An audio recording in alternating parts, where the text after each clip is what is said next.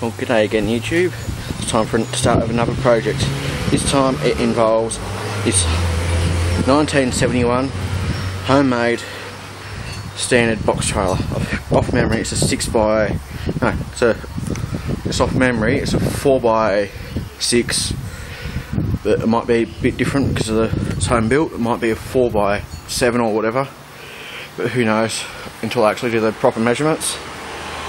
And as you can see, after 44 years of use and wear and tear, 10 better days, starting to fall apart. It's been painted so many times. As you can see, it's got a lot of pinks, dark blues, greens, light blues. But overall, it's in pretty poor condition. The floor's letting go, the wheels are letting go. The wheel arches are shot. I'm not doing the wheelie arch thing. It's running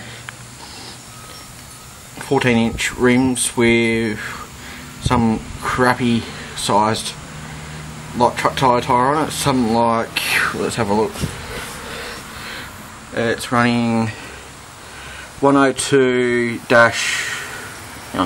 165 14s, which, once my camera focuses,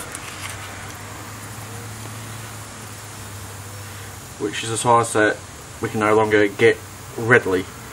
Last time we had to get one of these tyres, we had to specially order it in. So during the process of the restoration,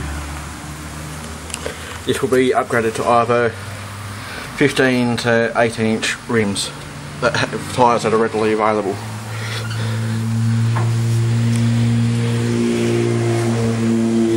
None of the rear lights work, so I've had to use a LED light bar that I acquired from the local auto store for $79, and all that does is just sits there. Touch it however you can, run all the wiring back down to the car, plug it in as normal. This whole beast is stop, pause, rewind, play. What this beast is going to have done to it is this old worn out tub is going to be removed. The actual chassis underneath is going to be refurbished, and the actual axle put under the suspension, so sitting on top of it like it is now, just to give it that extra bit of ground clearance. And then once the frame or the chassis has been refurbished, that's where this comes in. It is a 2012 Toyota Hilux dual cab SR ute tub. Once my tongue decides to work. It is in virtually brand new condition. It's been in storage since 2012 and it came off a brand new ute. Still got the original manufacturer's details on the side, which is Toyota, and fair enough, apart from a odd little scratch and scuff from storage,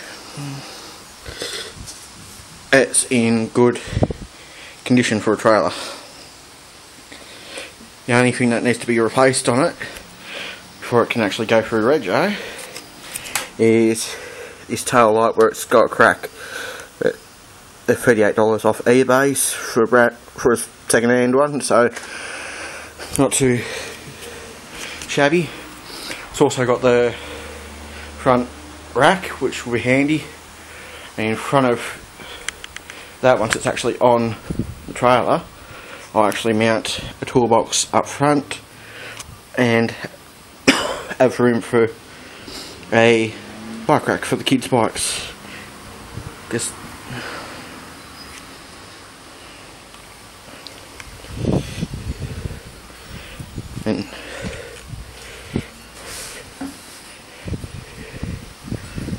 And with this side, with the actual fuel filler cap, I actually put a freshwater tank underneath, so that way I've got fresh water or extra fuel when I need it on long trips.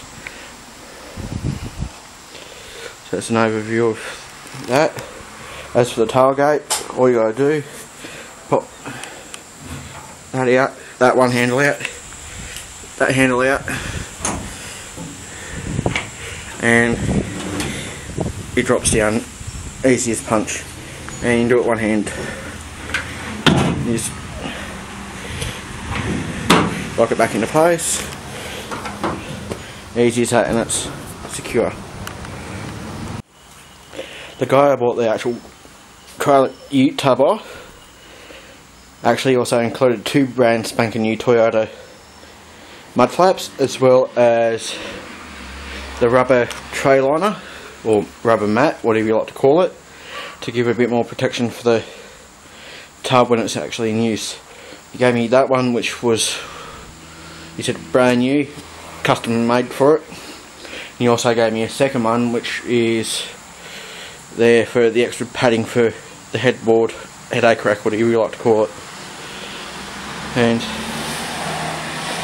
I also bought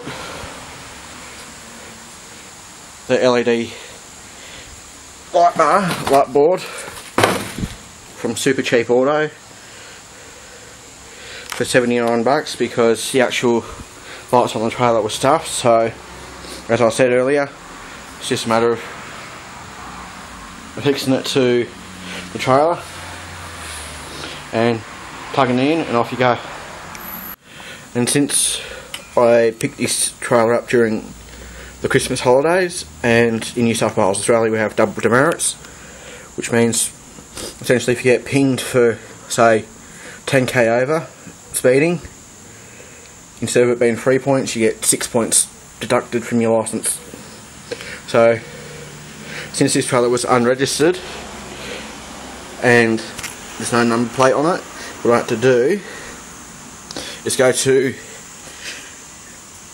Service New South Wales, which is in charge of all the roads, maritimes, registrations and all that, and apply for a unregistered vehicle permit, which essentially you can get from 1 to 28 days.